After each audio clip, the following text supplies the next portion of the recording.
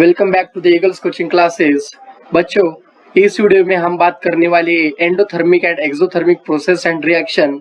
आज हम पढ़ाई कर रहे हैं video number 4 standard 10th chemical reactions and equations. बच्चों चलो हम देखते हैं एंडोथर्मिक का मतलब क्या है और एक्सोथर्मिक का मतलब क्या है। बच्चों फर्स्ट ऑफ ऑल हमें यहाँ पे देखना है endothermic and exothermic process.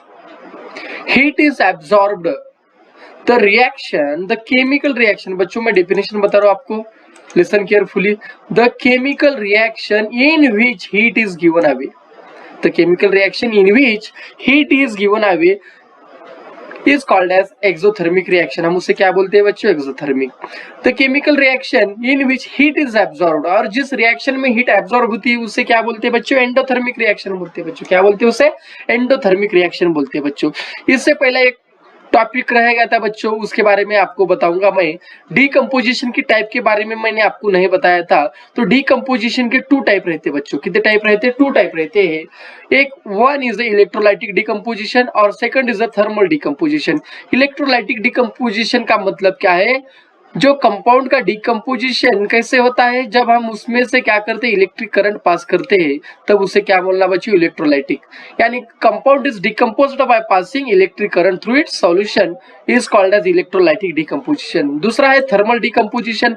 The compound is decomposed by heating it up to high temperature. यानी जिस कंपाउंड को हम क्या करते हैं? डिकम्पोज करते। कैसे? उसे हीट करके, तो उसे क्या बोलते हैं बच्चों? Thermal decomposition. इसका एग्जांपल ये है CaCO3, यानी कैल्शियम कार्बोनेट को हीट किए तो क्या मिलता है? CaO प्लस CO2, यानी calcium oxide plus carbon dioxide. और यहाँ पे देखिए हाइड्रोजन पेरोक्साइड में जब हम इलेक्ट्रिक करंट पास करते हैं तब हमें क्या मिलता है? H2O प्लस O2 यानी मिलता है। और दूसरी रिएक्शन है एसिडोलेटेड वाटर में जब हम इलेक्ट्रिक करंट पास करते हैं तब भी हमें H2O प्लस O2 मिलता है बच्चों। चलो आगे देखते हैं बच्चों, मेन टॉपिक पे आते हैं। अब यहाँ पे देखते हैं तो एग्जाम्पल देखिए, dissolution of sodium hydroxide in the water. तो बच्चों on the other hand heat is given away during some physical changes, for example formation of ice from the water. दूसरा dissolution of sodium hydroxide in the water. तो बच्चों जब reaction होती है, कौन सी reaction मैं आपको बताऊंगा? The process in which heat is given out is called as exothermic reaction। तो इस रिएक्शन को देखिए, जरा गौर कीजिए। यहाँ पे क्या है बच्चों? CaO का मतलब क्या है बच्चों? Calcium oxide. किसके साथ रिएक्शन हुई? H2O यानी वाटर के साथ। तो हमें क्या मिलता है? Calcium hydroxide. क्या मिलता है बच्चों? Calcium hydroxide. और बाद में उसके साथ क्या प्रोड्यूस होता है बच्चों? हीट। यानी इस रिएक्शन में क्या आउटसाइड हमें क्या मिलता है? Heat given out. सो इसे हम क्या बोलते हैं बच्चों? एक्सोथर्मिक रिएक्शन बोलते हैं। और दूसरा रिएक्शन आप देख सकते हैं यहाँ पे, सॉरी 1 मिनट, यहाँ पे देखिए आप, the process in which heat is absorbed during a reaction is called as endothermic reaction. हम इसे क्या बोलते हैं बच्चों? एंडोथर्मिक रिएक्शन बोलते हैं। क्या बोलते हैं बच्चों? इसे हम एंडोथर्मिक रिएक्शन बोलते हैं बच्चों।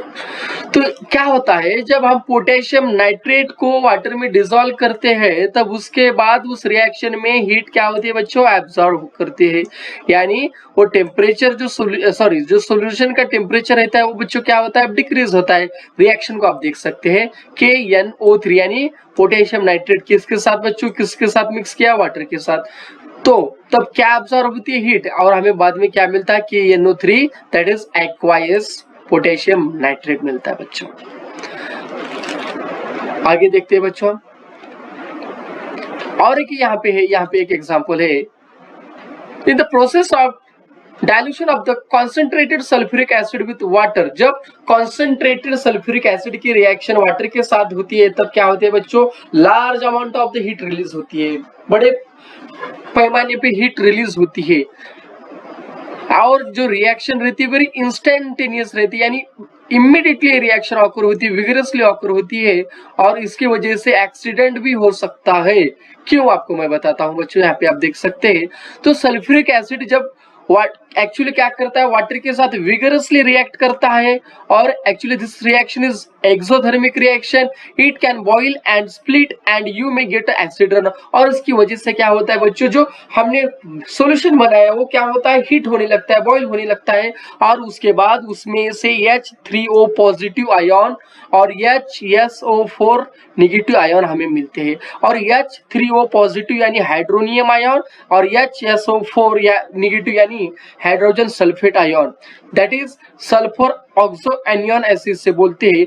और ये जो सल्फ्यूरिक एसिड जो हमें मिला, उसका जो बेस हमें मिला hydrogen sulphate HSO4 negative, actually वो क्या है, कॉन्जुगेट बेस। क्या है बच्चों, कॉन्जुगेट बेस। किसका, यानी बेसिक है किसका, सल्फ्यूरिक एसिड का है बच्चों, सल्फ्यूरिक एसिड का। तो इस रिएक्शन के दौरान क्या होता है, large amount of heat release होती है और एक्सीडेंट हो सकता है। सो अवॉइड करने के लिए हमें क्या करना पड़ता है बच्चों, जो वाटर है, अमाउंट ऑफ वाटर क्या करना पड़ता है, हमें ग्लास कंटेनर में लेना पड़ता है और उसके बाद small quantity of the concentrated sulphuric acid at a time is added with stirring. तो हमें जब स्टीरिंग करते हुए लूजली क्या करना पड़ता है, रिक्वायर्ड अमाउंट के साथ हमें स्मॉल क्वांटिटी में क्या करना पड़ता है बच्चों, तो हमें वो ऐड करना पड़ता है। क्या, कॉन्सेंट्रेटेड सल्फ्यूरिक एसिड हमें क्या करना पड़ता है बच्चों, उसमें उस सॉल्यूशन में ऐड करना पड़ता है। आगे देखते हैं बच्चों, यहाँ पे देखिए आप दूसरी reaction, when solid NaOH is dissolved in a water, heat is given out। जब सोडियम हाइड्रोक्साइड वाटर में डिसॉल्व होता है, NaOH प्लस H2O होता है, तो हमें क्या मिलता है बच्चों, तो दूसरे सॉल्यूशन मिलते हैं और हमें बाद में क्या मिलता है, उस सॉल्यूशन का टेम्परेचर क्या होता है बच्चों, उस सॉल्यूशन का टेम्परेचर कंटिन्यूअसली क्या होता है, इंक्रीज होता है। क्या होता है, इंक्रीज होता है बच्चों। और बाद में actually heat is given out, so इस रिएक्शन को हम क्या बोल सकते हैं बच्चों, एक्सोथर्मिक रिएक्शन। हमें क्या बोल सकते हैं इसे, एक्सोथर्मिक रिएक्शन। तो आगे देखते हैं बच्चों, दूसरा एग्जांपल देखते हैं।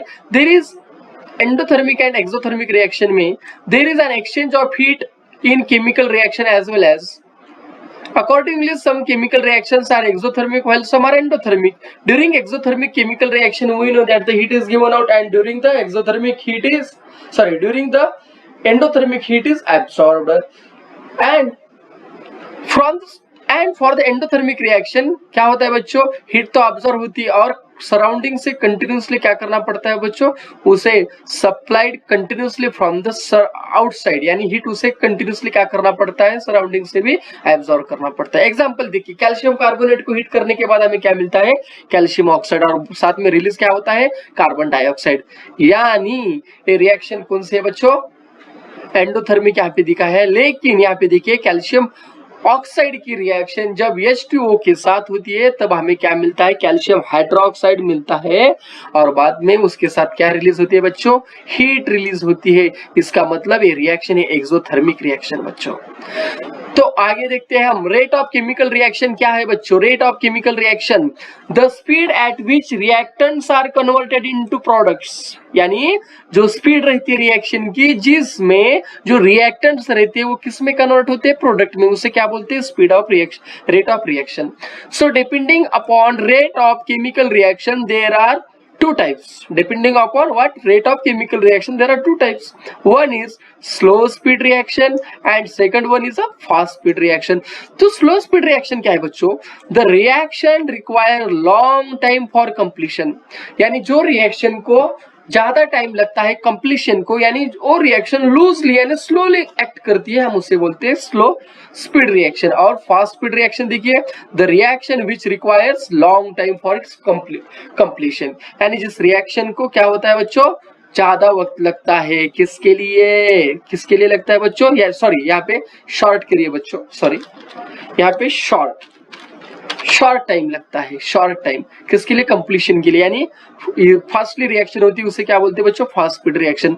सो हमें क्लासिफाई करना है, यहाँ पे कुछ हमें एग्जांपल दिए हैं बच्चों, यहाँ पे आप देख सकते हैं example.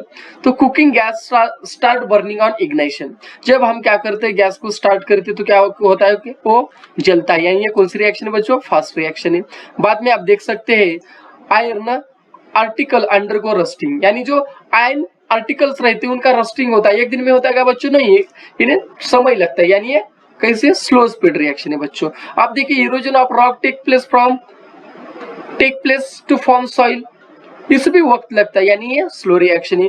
Alcohol is formed, alcohol तैयार होता है कब? By mixing yeast in glucose solution under proper condition. ये रिएक्शन कौन सी है बच्चों? ये रिएक्शन है स्पीड रिएक्शन है बच्चों। Effervescence is formed on adding baking soda into a test tube containing dilute acid. Effervescence कब तैयार होता है? जब हम क्या करते हैं, बेकिंग सोडा को किसमें, डाइल्यूट एसिड में ऐड करते हैं, तब हमें क्या मिलता है? इफरवेसेंस। यानी इफरवेसेंस क्या रहता है बच्चों? जब बेकिंग सोडा हाइड्रोक्लोरिक एसिड के साथ रिएक्ट हुआ, डाइल्यूट सल्फ्यूरिक एसिड हाइड्रोक्लोरिक के साथ रिएक्ट होता है, तब हमें बाद में क्या मिलता है बच्चों? सोडियम क्लोराइड मिलता है। क्या मिलता है हमें? सोडियम क्लोराइड मिलता है, वाटर मिलता है, और उसके साथ कार्बन डाइऑक्साइड क्या होता है बच्चों? कार्बन डाइऑक्साइड उसके साथ रिलीज होता है, और हमें क्या होता है? इफरवेसेंस हमें मिलते हैं। यानी वाटर में कार्बन डाइऑक्साइड की वजह से क्या प्रोड्यूस होते हैं? बबल्स। यहाँ पे रिएक्शन देख सकते हैं आप, यहाँ पे NaHCO3 बेकिंग सोडा किसके साथ? हाइड्रोक्लोरिक एसिड के साथ, यानी ये एक्वाइस है। बाद में हमें मिलता है सोडियम क्लोराइड H2O और CO2। CO2 कौन से फॉर्म में है? गैसेस, और वो बाहर आते वक्त क्या होते हैं? बबल्स फॉर्म में आते हैं। सो वहां पे हमें क्या मिलता है? इफरवेसेंस, यानी हमें वाटर में क्या मिलते हैं? बबल मिलते हैं बच्चों। सो हमें पता चल गया rate of reaction is different for different reactions. तो रेट ऑफ रिएक्शन जो रहता है ऑल रिएक्शन के लिए कैसा रहता है बच्चों? According to that reaction is different.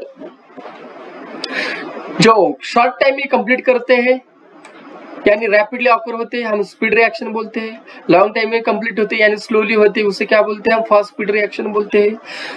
तो आगे देखते हैं, हम आगे का टॉपिक देखते हैं बच्चों। The same reaction occur at different rate on changing the conditions. For example during winter long time is required for setting milk into curd. हमें यहाँ पे बताया कि ऐसे रिएक्शन है कि जो कि फास्ट होती है लेकिन कंडीशन अनुसार उनमें चेंजेस आते हैं। जैसे कि विंटर में क्या होता है, जो मिल्क को कर्ड यानी दही में कन्वर्ट होने के लिए ज्यादा समय लगता है, लेकिन while higher temperature during summer, लेकिन समर में क्या रहता है बच्चों? जो टेम्परेचर रहता है वो हायर रहता है। जो rate of sitting of milk का यानी कर्ड में कन्वर्ट होने का होता है, उनका समय भी क्या होता है? इंक्रीज होता है बच्चों। तो हम क्या कर सकते हैं? According to condition we can decide the type of reaction. तो आगे देखते हैं हम factor affecting the rate of chemical reactions. कौन से फैक्टर है? First of all nature of the reactant, size of the particle of the reactant, third one concentration of the reactant, fourth one the temperature of the reactant, fifth one catalyst. ये क्या होते हैं बच्चों? उनको affect करते हैं। उनको क्या करते हैं बच्चों? उनको अफेक्ट करते हैं। आज चलो देखते हैं बच्चों फर्स्ट कौन सा है। फर्स्ट है नेचर ऑफ रिएक्टेंट। जब हमने एक रिएक्शन देखा था, जब क्या होता है एल्यूमिनियम डाइल्यूट हाइड्रोक्लोरिक एसिड के साथ रिएक्ट होता है तो हमें क्या मिलता है बच्चों? एल्यूमिनियम क्लोराइड और हाइड्रोजन गैस मिलता है। यहाँ पे देख सकते हैं आप, एल्यूमिनियम की रिएक्शन हाइड्रोक्लोरिक एसिड के साथ हमें क्या मिलता है? एल्यूमिनियम AlCl3 यानी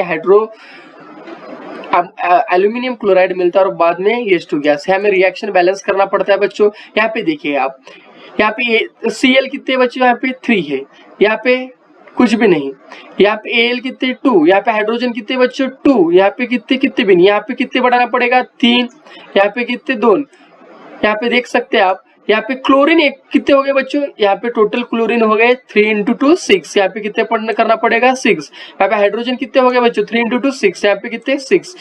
और यहाँ पे एल्यूमिनियम कितने? 2। यहाँ पे कितना लेना पड़ेगा? 2 बच्चों। So reaction is balanced. Next reaction देखते हैं जिंक की। As usual the reaction between zinc and hydrochloric acid, देखिए यहाँ पे जिंक प्लस HCl हमें क्या मिलता है? Zinc chloride plus H2 gas. Zinc chloride का फॉर्मूला क्या है? ZnCl2 और H2 हाइड्रोजन गैस। तो हमें बैलेंस करने के लिए क्या करना पड़ेगा बच्चों? यहाँ पे हाइड्रोजन 2 ने, तो यहाँ पे मैं क्या किया? यहाँ पे भी मैंने 2 लिया। सो यहाँ पे क्या हुआ? क्लोरीन 2 हो गए। सो यहाँ पे क्लोरीन ऑलरेडी 2 है, यहाँ पे जिंक 1 है, यहाँ पे जिंक 1 है। So reaction is balanced. यहाँ पे गौर करने वाली बात क्या है? Aluminium metal takes place faster as compare to the zinc metal. जो रिएक्शन रहती है एल्यूमिनियम मेटल की as compare to the zinc metal, वो कैसे रहती है बच्चों? फास्ट रहती है।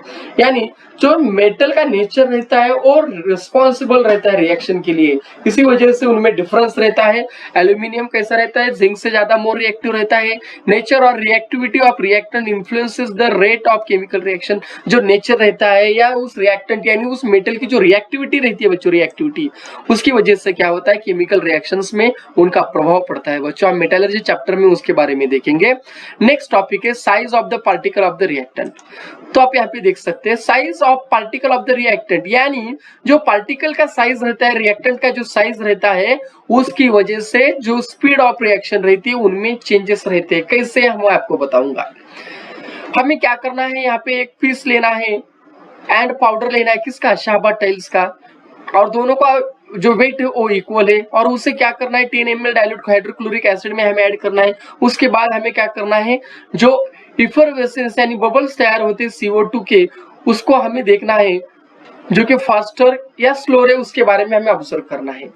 तो हम इस एक्टिविटी में बता सकते हैं carbon dioxide effervescence formed slowly with the piece of Shahabad tile. तो बच्चों जो पीस ऑफ शाहबाद टाइल के जो बड़े पीस लिए, उसकी वजह से जो रिएक्शन होती है वो कैसी रहती है बच्चों? स्लोली। क्यों? The rate of chemical reaction, listen carefully, the rate of chemical reaction, जो केमिकल रिएक्शन की रेट रहती है किसके ऊपर डिपेंड रहती है? तो डिपेंड रहती है जो पार्टिकल का साइज है उसके ऊपर। क्यों? अगर उसका साइज स्मॉलर रहा, smaller the size of particle of the reactants, अगर रिएक्टेंट के पार्टिकल का साइज स्मॉलर रहा तो रिएक्शन कैसे रहती है बच्चों? Faster chemical reaction, faster. तो दूसरा, शाहबाद टाइल्स के जो पार्टिकल्स है वो कैसे बच्चों? शाहबाद टाइल्स के particles much larger as compare to the size of powder. इसकी वजह से it take time for pieces of Shahabad tiles to disappear in hydrochloric HCl। इसी वजह से जो शाहबाद के टाइल्स रहती है, इनकी रिएक्शन कैसी होती है बच्चों? अब स्लो रिएक्शन होती है, और वो क्या करते हैं? लॉन्ग टाइम लेते हैं, किसके लिए? For reaction with hydrochloric acid, hydrochloric acid में डिसअपियर होने के लिए। बट पाउडर क्या होता है बच्चों? इजिली डिसअपियर होता है। यानी इसका मतलब क्या बच्चों? अगर स्मॉल साइज है तो रिएक्शन कैसे होगी? फास्ट। अगर साइज बड़ी है तो रिएक्टेंट की रिएक्शन कैसे होगी? Slower. While eight faster speed with the powder, यानी जो रिएक्शन पाउडर के साथ है वो फास्टर है, और पीसेस के साथ है वो कैसे है बच्चों? स्मॉल है। यानी smaller the size of the reactant, यानी पार्टिकल का अगर साइज स्मॉलर रहा, रिएक्टेंट का साइज स्मॉलर रहा, तो रेट ऑफ रिएक्शन कैसा रहता है बच्चों? हायर। तो आगे देखते हैं बच्चों, concentration of the reactant. Let us consider reaction of dilute and concentrated hydrochloric acid with CaCO3। हमें देखना है डाइल्यूट हाइड्रोक्लोरिक एसिड की और कॉन्सेंट्रेटेड हाइड्रोक्लोरिक एसिड की कैल्शियम कार्बोनेट के साथ रिएक्शन देखना है बच्चों। तो चलो देखते हैं। First of all first reaction देखिए, यहाँ पे क्या होता है? हाइड्रोक्लोरिक एसिड की कैल्शियम कार्बोनेट के साथ रिएक्शन होने के बाद हमें कैल्शियम क्लोराइड मिलता है, और उसके साथ कार्बन डाइऑक्साइड रिलीज होता है और वाटर उसके साथ रिलीज होता है बच्चों। कब? जब डाइल्यूट हाइड्रोक्लोरिक की रिएक्शन किसके साथ हुई? कैल्शियम क्लोराइड के साथ होती है बच्चों। Dilute hydrochloric react slowly with calcium chloride. हमें पता है क्या होता है? डाइल्यूट जो रहता है वो सॉफ्ट रहता है, इसी वजह से वो इजीली स्लोली कैल्शियम कार्बोनेट के साथ रिएक्ट करता है, और स्लोली उसमें क्या होता है? कैल्शियम कार्बोनेट डिसअपियर स्लोली, और उसके साथ अभी आपको बताया मैं क्या होता है? कार्बन डाइऑक्साइड एंड वाटर उसके साथ रिलीज होता है बच्चों।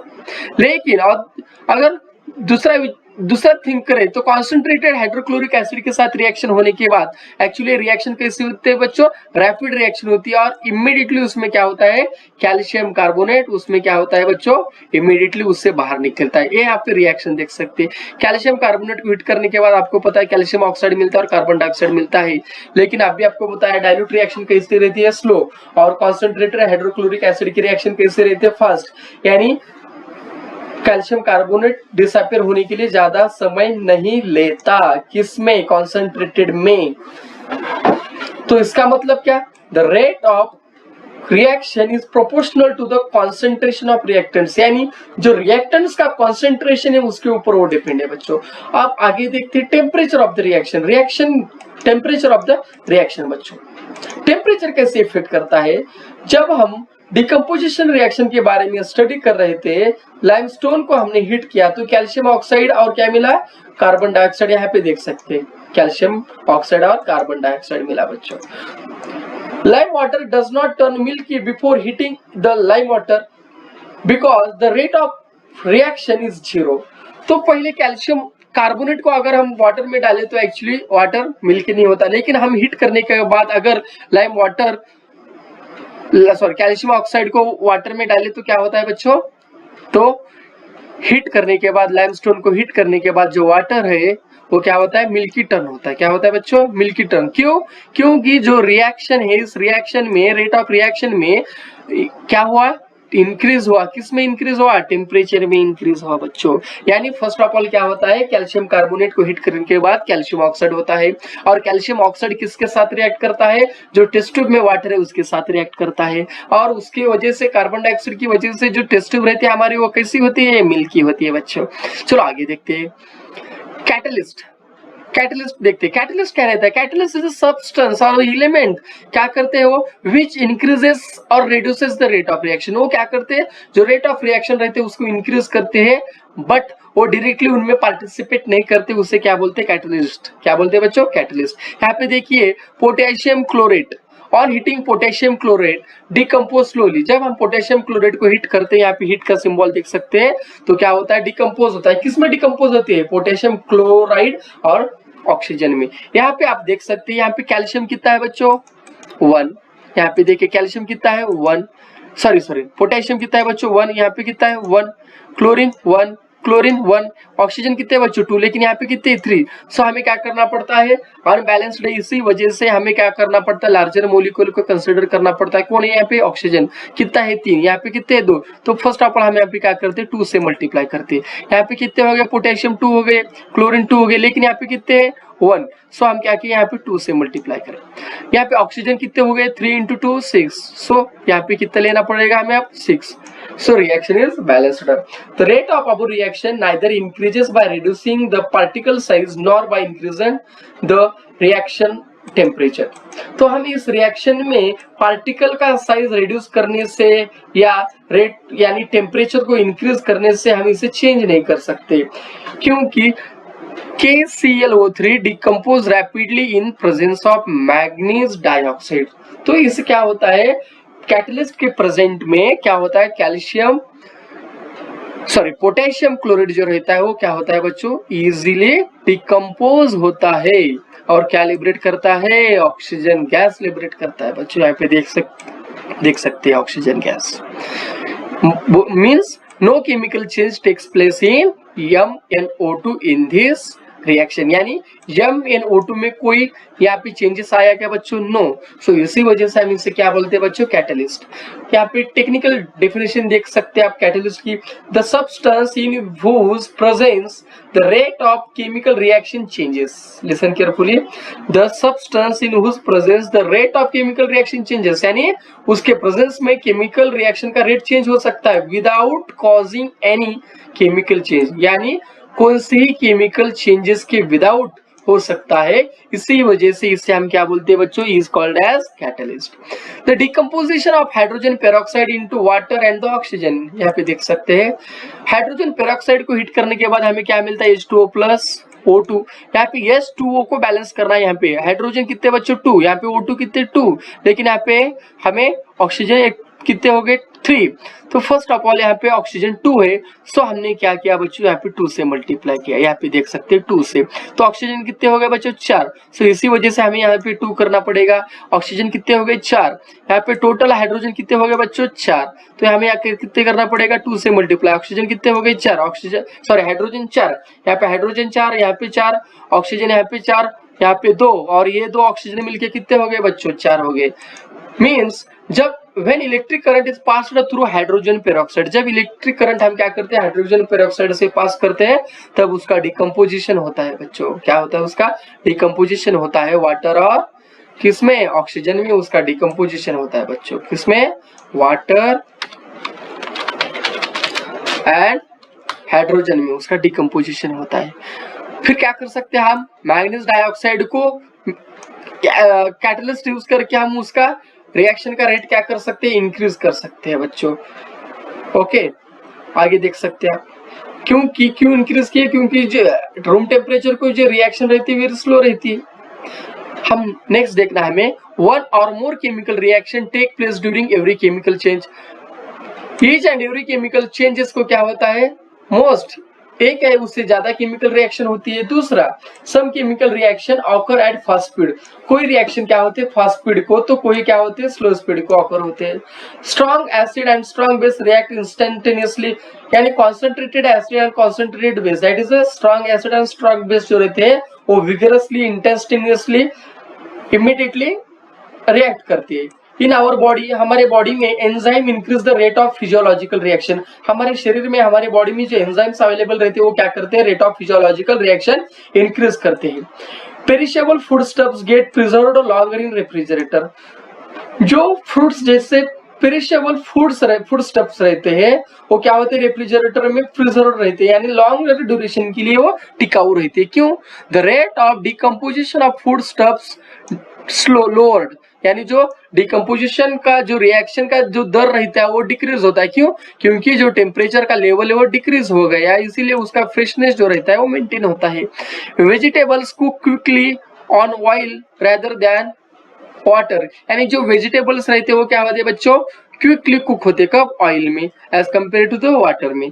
The chemical reactions are profitable, जो केमिकल रिएक्शन रहती है वो प्रॉफिटेबल रहती है, कहाँ पे, केमिकल फैक्ट्रीज में। क्यों, वो क्या कर सकते हैं, रेट ऑफ रिएक्शन उसे इंक्रीज कर सकते हैं। The rate of chemical reaction is important from environmental point of view as well, तो जो रेट ऑफ केमिकल रिएक्शन रहते हैं उस एक्चुअली वो उनका बेनिफिशियल हम कर सकते हैं, तो इन्वायरमेंटल पॉइंट ऑफ व्यू के लिए इंपॉर्टेंट हो सकते हैं।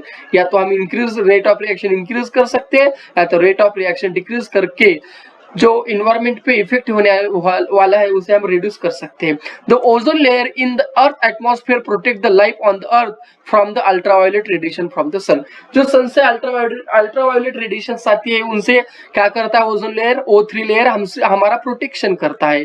द प्रोसेस ऑफ डिप्लीशन और maintenance of this layer, the process of depletion और मेंटेनेंस ऑफ ओजोन लेयर किसके ऊपर डिपेंड है, depend upon rate of production, जो रेट ऑफ प्रोडक्शन और रेट ऑफ डिस्ट्रक्शन रहता है किसका, ओजोन मॉलिक्यूल का, उसके ऊपर क्या रहते हैं बच्चों, वो डिपेंड रहते हैं। Thank you.